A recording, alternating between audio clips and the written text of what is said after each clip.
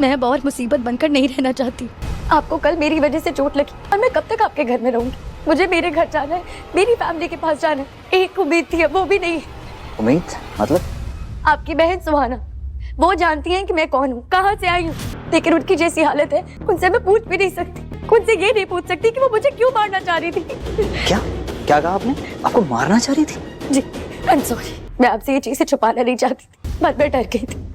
मुझे नहीं पता था आप कैसे रिएक्ट करेंगे। मुझे चीजें याद नहीं, पर मुझे ये चीज बहुत अच्छी तरीके से याद है कि सुहाना ने पोक रखा था मेरे गर्दन पे। यहाँ मुझे उसका चेहरा बहुत अच्छे से याद है, पर वो मुझे क्यों मारना चाह रही थी मुझे ये याद नहीं। उडारिया सीरियल में आने वाला है बड़ा ट्विस्ट, होने वाली है अरमान और आसमा की मुलाकात। इस चैनल पर आ रहे सीरियल उडारिया में आप देखने वाले हैं कि आसमा जो है वो कहती है, बाबा जी प्लीज मुझे मेरे अपनों से मिलवा दो, मेरी पहचान क्या है, मैं कहाँ से आई हूँ, कौन हूँ, अभी तक आसमा को कुछ नहीं पता। बाकी चीजें बहुत धुंधली धुंधली सी दिखाई देती है, कुछ याद नहीं आ रहा। क्या कहा आपने?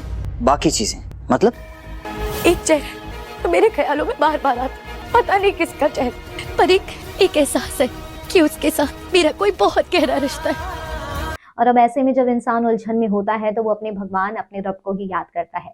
वही काम आसमा भी करती हुई नजर आ रही है कि बाबा जी प्लीज मुझे मेरे अपनों से मिलवा दो। और इसके बाद कुछ ऐसा होता है, भगवान की कुछ ऐसी नियति होती है कि एकदम से धमाका होता है, हलचल मच जाती है और अरमान की मुलाकात आसमा से होती है।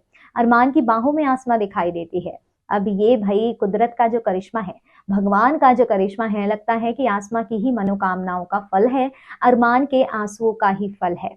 आने वाले एपिसोड में आप देखेंगे कि जहां पर एक तरफ जो है सुखी ये कह चुका है कि आलिया की कोख में राजा का बच्चा है, और अब क्योंकि राजा इस दुनिया में नहीं है, आसमा का कुछ अता पता नहीं है, जिंदा भी है या मर गई, तो अरमान अब यही सही है कि तुम आलिया से शादी कर लो, राजा के बच्चे को अपना नाम दे दो, और अगर तुम्हें लगता है आसमा जिंदा है तो कहाँ है, उसे लेकर आओ। कैसे लाए अरमान? अरमान तो खुद चाहता है कि आसमा वापस आ जाए उसकी जिंदगी में, लेकिन ऐसा नहीं है ना कि सोचा और आसमा आ गई।